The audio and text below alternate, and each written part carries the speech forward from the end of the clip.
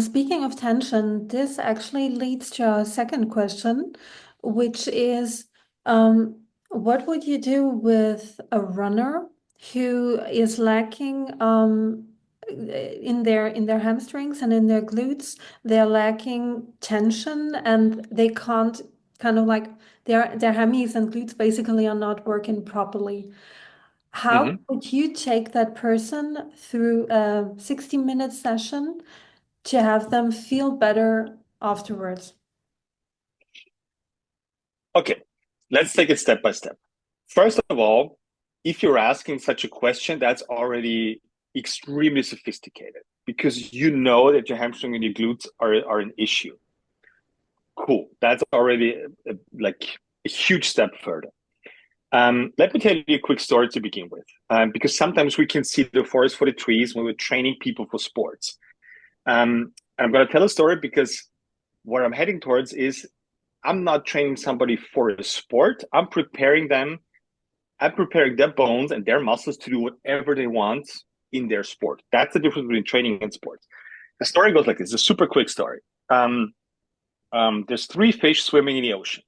There's one old fish and two young fish. The old fish is on his own, swims by. The young fish like kind of they pass on and they meet each other. And the old fish is asking the two young fish like, "Morning, boys. How's the water?" And they don't say much. They don't think about it much. They just go along their way.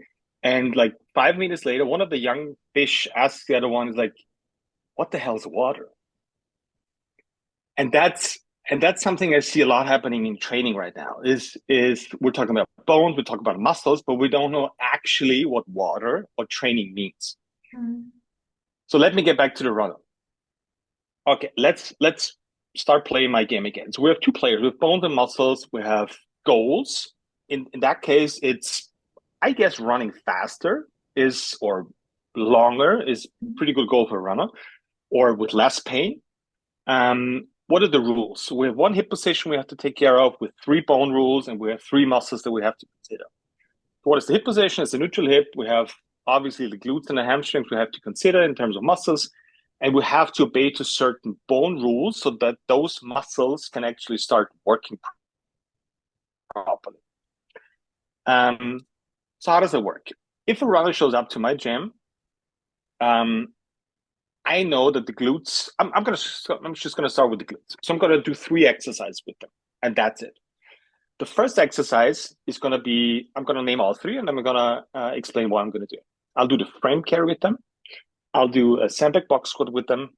And I'll do a chainsaw rope pull with them. So the only point of me training a runner is making sure that their glutes and their hamstrings are capable of expressing, of doing their three jobs while running, which is lengthening, shortening, and stabilizing. My job is to make sure that all of those three jobs are equally balanced. So what are those three exercises for? The frame carry. The frame carry is super simple because it teaches your glutes, as we talked before, to stabilize your hips. That means that's actually the main function of your glutes is if you squeeze your booty, that means your hips are extended. That's and the other main function is to look good. But in training, the glutes are for extending your hips, right? So the frame carry is for teaching your glutes to stabilize while moving. Maybe that's not unimportant for running because once your hip starts shifting and you run a lot, that means I need the glutes to keep my pelvis neutral so that my hamstring can actually start doing the job. If my hip tilts, and most of the time, 99.9 tilts forward, so in that stripper position, Mhm. that means you're going to change the angle for your hamstring. The attachment on the pelvis, once Mhm. it tilts, changes what the hamstring can and will do. So this is changing the rules. So teaching the glutes how to stabilize through I'm the sorry, a frame carry. question here. Yep. When is then I'm because I'm imagining if at the kind of like the juncture where the glute and the hip meet and the hamstring meet, if if that area gets wonky, is then like kind of like downstream of reactions? Like, is that where we see like knee issues, ankle issues? Is that Yeah. kind of like the problem then? Yes. So here's the hip's complicated, but it's not. It's not complicated because you can try this right now. You can stand up, squeeze your booty, and try to let your knees cave in or your foot cave in. You can't Mhm. unless you let go of your booty and you start tilting your hips. Now, the only thing we have to do is, quote unquote, is give you more time for that glute to work while you're running. Mhm. That means the longer your glutes can maintain your hip position, the longer you can maintain your hamstring position and your hamstring tension, the longer you can avoid your knees caving in, the longer you can avoid your ankles caving in. Mhm. This is not a 1-0 game. This takes time and you can never avoid it because if you run for 24 hours, it's going to happen. If you run for 25 hours, it's going to happen at some point. Mhm. Training is to push that, um, The to push threshold. that time, Okay. that threshold, that timestamp Mhm. further out and out. That's what literally training is. Training is not for avoiding it at all. This is not possible, right? Because I mean, it's muscles, it's friction, it's gravity. There's just stuff you work against. So the picture perfect approach from another world, the medical world, this is disillusional. This is not happening. Training is for pushing that point as far out in the future as possible so you tilt less after running. Maybe like 30 minutes in, and next time it's like 35 minutes in, and next time it's like 37 minutes in, and then it's 38 minutes in.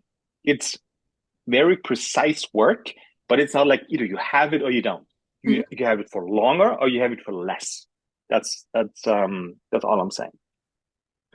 Okay, back to the runner problem. Frame carry, stabilizing the glutes, and the only hip rule or the only bone rule I have for frame carry is super simple. Small steps, hips neutral, that's it. Okay. The second is sandbag box squat. So now we're going to teach you glutes and hamstrings to work um, lengthening, eccentric, whatever you want to call it. It's the same principle. So that means your hip starts here, you load your hips, you go back, and then your hamstring are going to lengthen, and you're going to teach your hamstring how to absorb tension when it gets longer. That's a job it has to do, and it's as important as stabilizing or producing. That's all we're going to care about on the sandbag box squat. Now, there's a couple more hip rules here because first one is hips neutral, as always. That's the first one. If you don't know what to do, keep your hips neutral, squeeze your booty, and try to hold it as long as you can. The second one is as important. Your knee has to stay above or behind your heel, ankle, whatever you want to call it. Because once you shoot your hips back, you're lengthening your hamstrings. Once you're bringing your knee forward, that changes the length of the hamstring, but that's passive. So you have to keep the starting point of your knee where it is, and the only thing that's going to move is going to move your hips back, right? It's not about the knee itself. It's about the starting point from the hamstring at the knee. Muscles are attached with tendons to bones. That's where the attachment of the hamstring is. If you change that point, the hamstring is going to change too, and we don't want to see that, right? Um, that's what we do the sandbag box squat for. And the third one, the third exercise is the chainsaw rope pull.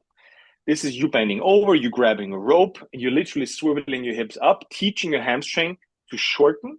That means producing tension while under load. All right, super simple. So we have the hamstring and glutes. We're going to teach 3 jobs to them, and we have certain bone rules we have to apply to because otherwise we're changing the game and we're changing the equation. So that's why tension with position both is so important because muscles move bones, but bones set up muscles for success.